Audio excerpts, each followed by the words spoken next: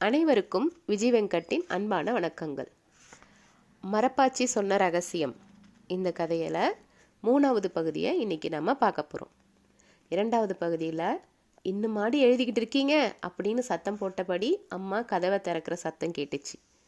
கதவை திறக்கிற சத்தம் கேட்டதுமே மரப்பாச்சி அப்படியே அசைவற்று உறைஞ்சு போய் நின்றுடுச்சு. என்னடி இன்னுமா எழுத வச்சுக்கிட்டு இருக்கேன், டான்ஸ் கிளாஸ் போக வேண்டாமா அப்படின்னு உள்ளே வந்த அம்மா மரப்பாச்சியை பார்த்தாங்க. எப்பா பாரு இதை வச்சுட்டே விளையாடிட்டு இருக்கியே அப்படின்னு மரப்பாச்சியை எடுக்க போனாங்க அம்மா. அதுக்குள்ளார பாய்ந்து வந்து அதை எடுத்து ஓரமாக வச்சுட்டா ஷாலு. மா அது பேசுது அப்படின்னு சொன்னா ஹரி பொறுமையா. எதுடா?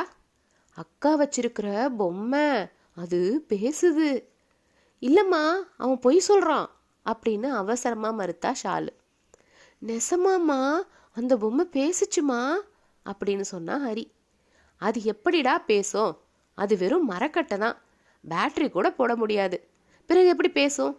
பகல் கனவு காண்றியா அப்படின்னு அம்மா அதை காட்டுடி அவன்கிட்ட அப்படின்னு சொன்னாங்க. அவன்கிட்ட மரப்பாச்சியை நீட்டுனா ஷாலு.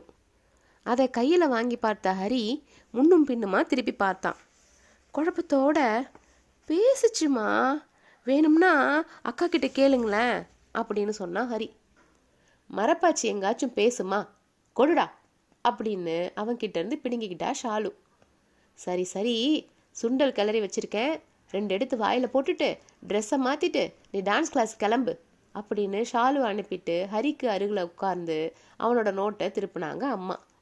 நல்ல வேலை, அம்மா வரும்போது நீ அசையாமல் இருந்துட்ட, தொட்டு பார்த்துருந்தா கண்டுபிடிச்சிருப்பாங்க அப்படின்னு பெருமூச்சு விட்டா ஷாலு. அவளோட கைப்பிடிக்குள்ள இருந்தது மரப்பாச்சி இளவரசி. அவ்வளவு சீக்கிரத்தில் நான் மாட்டி விடுவேனா என்ன? எனக்கு உன்னை ரொம்ப பிடிச்சிருக்கு, அதனால தான் உன்கிட்ட பேசினேன். ஆனால் உன் தம்பி இப்படி செய்வான்னு நான் நினைக்கவே இல்லை அப்படின்னு வருத்தமாக சொன்னிச்சு. ஆமாம்ப்பா, நான் கூட ரொம்ப பயந்துட்டேன். இனிமே அவன் முன்னாடி நீ பேசாமலே இரு, அதுதான் நல்லது அப்படின்னு சொன்னா ஷாலு. அதுவும் சரிதான், நீ மட்டும் இருந்தா பேசுகிறேன், இல்லாட்டி நீ சொன்னா பேசுகிறேன் அப்படின்னு சொன்னிச்சு அந்த மரப்பாச்சி இளவரசி. அதனோட பேசியபடியே நடன வகுப்பு நடக்கிற மண்டபத்தை அடைந்தா ஷாலு. இவளோட வீடு இருக்கிற அதே தெருவில் ஒரு விநாயகர் கோயில் உள்ளது. கோவிலை ஒட்டி சின்னதாக ஒரு திறந்தவெளி மண்டபமும் இருந்தது. அந்த மண்டபத்தில் தான் நடன வகுப்பு நடக்கும். ஒரு நாள் விட்டு ஒரு நாள் அப்படின்னு வாரத்தில் 3 நாட்கள் வகுப்புகள் நடைபெறும்.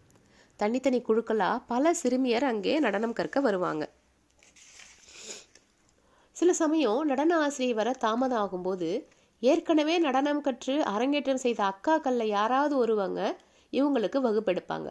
ஷாலு மண்டபத்தில் நுழையும் போதே பார்த்தா, இன்று இன்னும் ஆசிரியர் வரல. நந்திதா அக்கா தான் அடவு சொல்லி கொடுத்துட்டு இருந்தா. தனது ஷோல்டர் ஹேண்ட்பேக்கை மண்டபத்தின் ஒரு ஓரமாக வச்சுட்டு அதுக்கு மேலே மரப்பாச்சியை படுக்க வச்சு, இங்கேயே இருந்து வேடிக்கை பார்த்துக்கோ, நான் கிளாஸ் முடிஞ்சு வந்து உன்னை எடுத்துக்கிறேன் அப்படின்னு மெல்லிய குரல்ல சொல்லிட்டு ஓடினா ஷாலு. மண்டபத்தின் ஒரு பக்கத்தில் டேபிள் மேலே வைக்கப்பட்டிருந்த சின்ன நடராஜர் சிலைக்கு முன்னாடி அபிநயம் பிடித்து வணக்கம் வச்சு ஆடிக்கொண்டிருந்த மற்ற பிள்ளைகளோட சேர்ந்துக்கிட்டா. இவளை பார்த்த நந்திதா சைகையால் அழைச்சா. இவ அருகில் போனதும், அங்கே பாரு, உன் ஃப்ரெண்டு வந்ததுலேருந்து தனியாகவே உட்கார்ந்துட்டு இருக்கா, ப்ராக்டிஸ் பண்ணவும் வரமாட்டேங்கிறா, போய் அவளை கூப்பிட்டுட்டு வா அப்படின்னு சொன்னான். நந்திதா காட்டிய பக்கம் அப்போதுதான் பார்த்தா ஷாலு. அங்கே மண்டபத்தின் தூணில் சாய்ந்தபடி ஏதோ ஒரு சிந்தனையில் அமர்ந்திருந்தா பூஜா. ஷாலுவும் பூஜாவும் ஒரே பள்ளியில் படிப்பவங்க. ஒரே வகுப்பு தான்னாலும் பிரிவு வேறு. இவ வீட்டில் இருந்து அடுத்த தெருவில் தான் அவளோட வீடும் இருந்தது. ஷாலு பூஜாவோட அருகில் சென்றா. ஆனால் அவளோ இவளை கவனிக்க கூட இல்லை. மண்டபத்தின் விட்டத்தை வெறுத்தபடி அமர்ந்திருந்தா. ஷாலு பூஜாவின் தோளில் கையை வச்சு உழுக்க நினைத்து அவளை தொட்டா. அவ்வளவுதான், சடக்கென பதறியபடி விலகி போனா பூஜா. இவளை பார்த்த பின்னாடி தொட்டது ஷாலு அப்படின்னு தெரிஞ்சதும் கொஞ்சம் ஆசுவாசமானா. ஏய், நான் தாண்டி, பயந்துட்டியா? சரி வா, ப்ராக்டிஸ்க்கு போவோம் அப்படின்னு அழைத்தா ஷாலு. இல்லடி, கொஞ்சம் முடியலை.